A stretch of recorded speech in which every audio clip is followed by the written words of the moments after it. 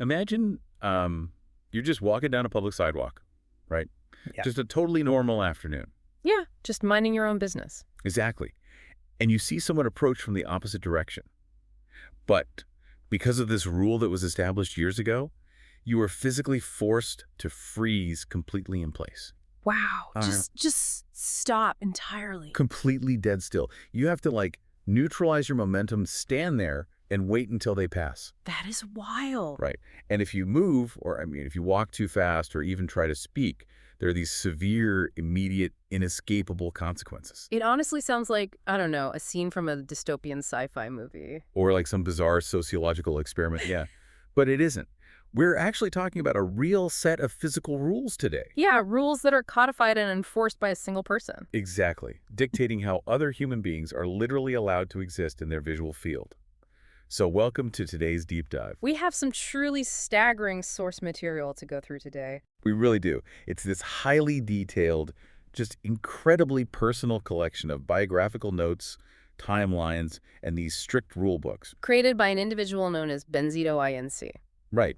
And our mission today is to explore these documents and, try to understand the sheer mechanics of how severe childhood trauma can manifest into this elaborate, literal trauma and protection system. Because that's really what it is, a system. It is. But before we get into the timeline, I want you, the listener, to just take a second and think about your own personal boundaries. Yeah, like how do you actually enforce them in your own life? Do you forgive and forget? Or do you hold a grudge? Keep your own emotional habits in mind here. Because the reality we are about to look at, boundaries here aren't polite requests. No, not at all. They're mathematical, absolute physical laws. Okay, let's unpack this. Right. Well, to really understand the mechanics of this protection system, we have to examine the architect who actually built it. Makes sense. Where do we start? The documents provide this very clear picture of someone who, who had to construct an armor so dense because the environment they grew up in was entirely hostile. It's an armor built out of absolute necessity, really. Exactly. We're looking at a system built for pure survival. And I was really struck by the contrast in the sources, Yeah. Like the architect is Benzito Inc., who goes by BZ. Yeah, BZ. And currently, BZ is a gamer, a freelance IT technician, a music artist, living on this quiet farm just outside the small town of Grabu in South Africa. Which sounds idyllic, honestly. Right. It sounds incredibly peaceful. You don't naturally associate, like, a farm IT tech with a system of intense militant behavioral control. No, you really don't. So what exactly happened to necessitate all of this? Well, the foundational trauma starts very, very early. So BZ, and the government name here is Benzito Bezodnahut, was born in a Grabu clinic in May of 1998. Okay, so late 90s. Yeah. And the documents give us this crucial detail about identity right up front, which is important. BZ uses he, they pronouns, but specifically dictates the terms he self or they self. Instead of, like, himself or themself. Exactly. And, when a child undergoes the kind of severe abuse BZ did, their bodily autonomy, their agency, it's entirely stripped away. That makes total sense. So redefining the language is part of that. It is a fundamental mechanism of taking back control. It establishes the self as the only reliable entity in the room, basically. Wow. Yeah, because the sources outline a timeline of abuse that is, honestly, it's incredibly difficult to process. It really is heavy. From ages 7 to 15, BZ endured relentless physical and verbal bullying.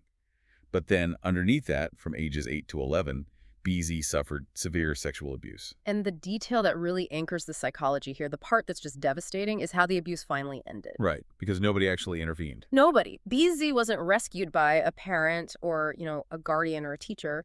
The abuse only stopped because the abusers, who, by the way, lived on a nearby farm, they either died or were arrested for completely other reasons. Just think about what that teaches a developing brain. Right. Our brains are essentially prediction machines. Usually, if a child cries for help, an adult steps in. And so the brain links, like seeking help with achieving safety. Exactly. But BZ's brain learned this terrifying counter lesson. There is zero causal link between seeking help and actually getting it. Because safety didn't come from justice. It just came from random, chaotic chance. Which wires a person to believe the world is entirely unpredictable. And that the adults around you are just, entirely useless at protecting you. And that lack of protection, it really crystallized at a school called Duress Futura. Yeah, the school environment. You go to school expecting a structured environment with rules, right?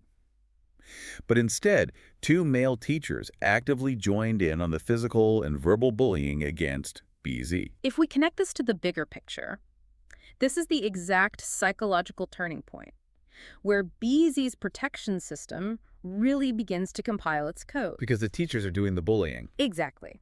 In psychology, we call this institutional betrayal. Institutional betrayal. Right. When the people culturally mandated to protect you become the abusers, it fundamentally shatters your reality. You realize the system isn't broken, it is actively working against you. So when authorities refuse to enforce the rules of, like, basic human decency, the trauma victim just has to become the absolute, uncompromising authority of their own reality. That is exactly what happens. It's like, it's like being thrown into a multiplayer survival game. Oh, interesting. Yeah, you spawn in with no armor, zero resources, and you're just surrounded by enemies. But instead of the game moderator stepping in to ban the players who are griefing you and breaking the rules, The moderators themselves join the mob. yes, the moderators actually join the mob and start attacking your character. That analogy perfectly captures the mechanics of what BZ had to do next. When the public server is completely corrupted by the moderators, you have to build your own private server. You literally have to write your own code. You dictate the physics, the rules, and you decide who gets banned. Now, BZ did eventually fight back against those teachers and transferred to a safer school in Grobu. But, the internal damage was already done. Right. The trauma was bottled up until this major breakdown, triggered by a boy named Wallace who went by Maka, just forced the issue. Yeah, the triggers became too much. So BZ entered therapy and was heavily supported by a childhood farm friend named Andrew. But even the therapy process itself was highly volatile. Yeah, the notes mention BZ going into full panic mode from triggers right there in the therapist's office. Requiring Andrew to actually step in and intervene, which really highlights why BZ couldn't just, live in the normal world. The triggers were just too close to the surface. So BZ decides to actually build that private server in real life. Yeah. BZ transforms the farm into a literal safe haven. A geopolitical sanctuary. Basically. Designed to ensure the younger community never suffers what BZ did. And this mission becomes hyper-focused in 2024. When BZ's 26. Right, at age 26, BZ meets a 7-year-old boy named Riley. And BZ just vows to protect Riley as a way of honoring BZ's own 7-year-old self. It is this profound psychological mirror. It really is. BZ is looking at this 7-year-old and attempting to retroactively rewrite history.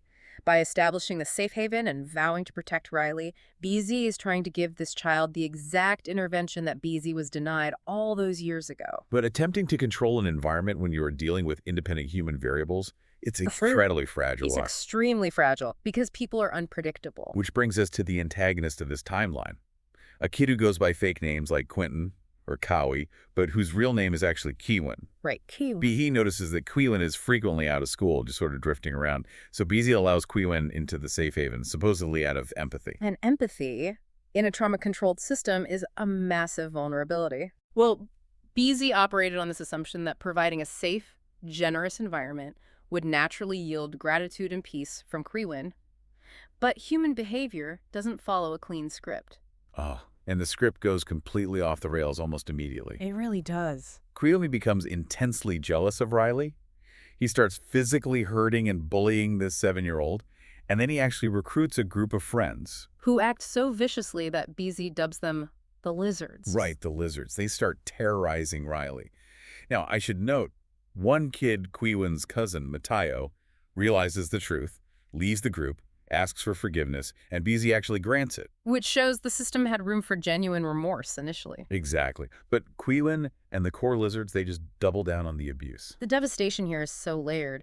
I mean, BZ built a fortress to keep history out, only to realize that history marched right through the front gates disguised as a kid needing help. Wow. Yeah? History was repeating itself through Quiwin, aimed directly at the 7-year-old BZ was trying to save. Wait, I have to push back here for a second. Sure. Because the documents frame this as BZ opening the door out of pure, genuine empathy, and then being tragically betrayed. Yes, that's the narrative.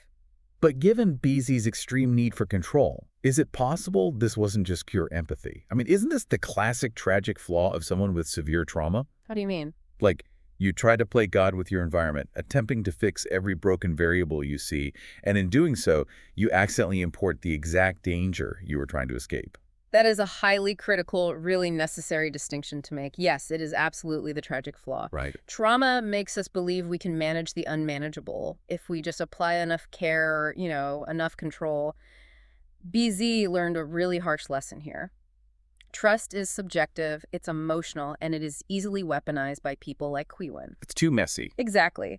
When subjective trust fails a survivor of severe abuse, their brain cannot tolerate trying to trust harder. That makes sense. The system has to adapt by eliminating emotion altogether. Trust is replaced with a rigid mathematical system of consequences.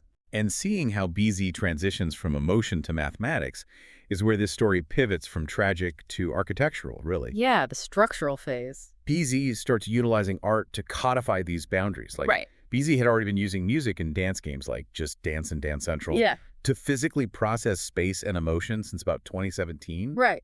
Finding a physical outlet. And in 2023, there were these heartbreak and recovery albums like Cold Love, Lost Love, and Hope. But after Quiwin's betrayal, the music shifts into a judicial tool. Totally. BZ releases albums titled Lizards 3.0 and 4.0, and the songs explicitly document exactly what Quiwin and the Lizards did. What's fascinating here is the mechanism of putting an infraction on the public record. Like logging it. Exactly. Abusers rely on silence, right? They rely on emotional gaslighting. They want the victim to second-guess what happened. Yeah, they didn't happen, or you're overreacting. Right. So by turning the betrayals into published albums, BZ removes the messy, in-the-moment emotion of a confrontation. The boundary isn't a screaming match out in the yard anymore. The boundary is an immutable audio log. The album itself is the verdict. Here's where it gets really interesting, though.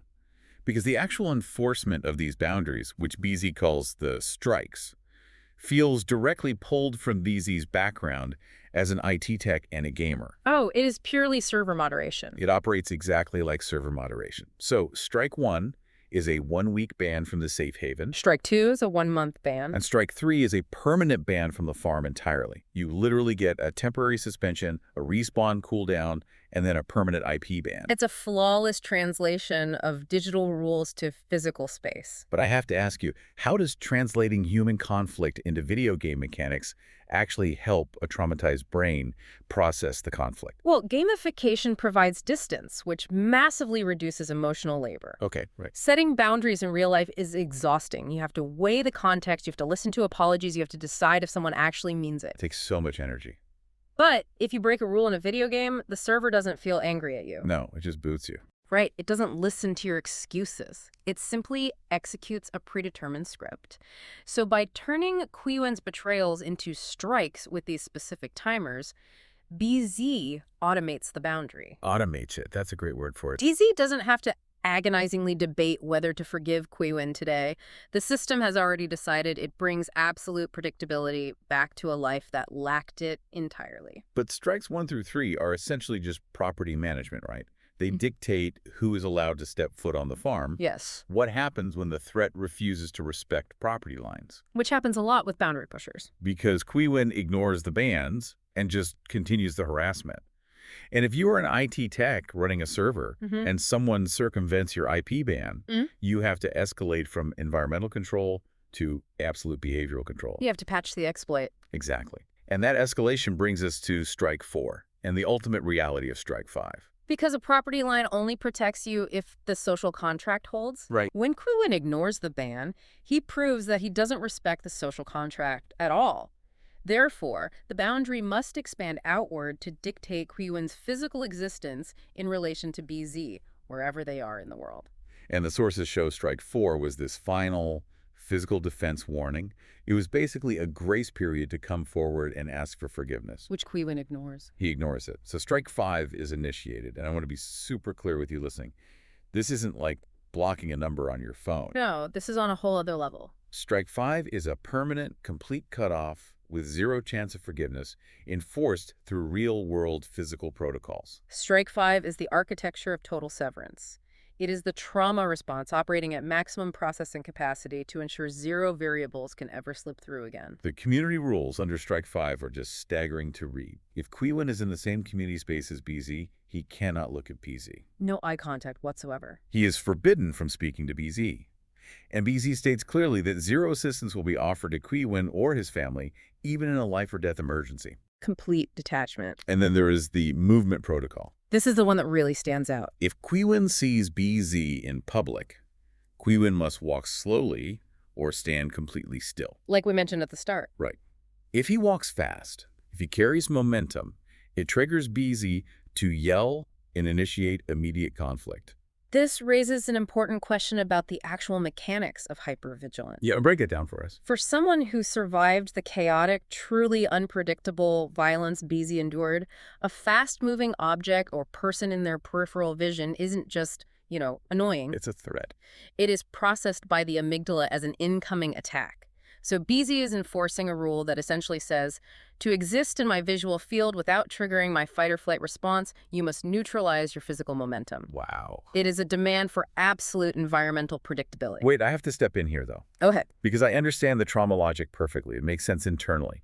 But from a logistical, real-world standpoint, BZ is an adult enforcing a stand completely still rule on teenagers in public spaces. Yes, that is the reality. Regardless of what Quiwin did, isn't BZ crossing the line from setting a healthy personal boundary into outright authoritarian control over someone else's physical body in a public area? That is the friction point where trauma logic meets societal norms. Okay.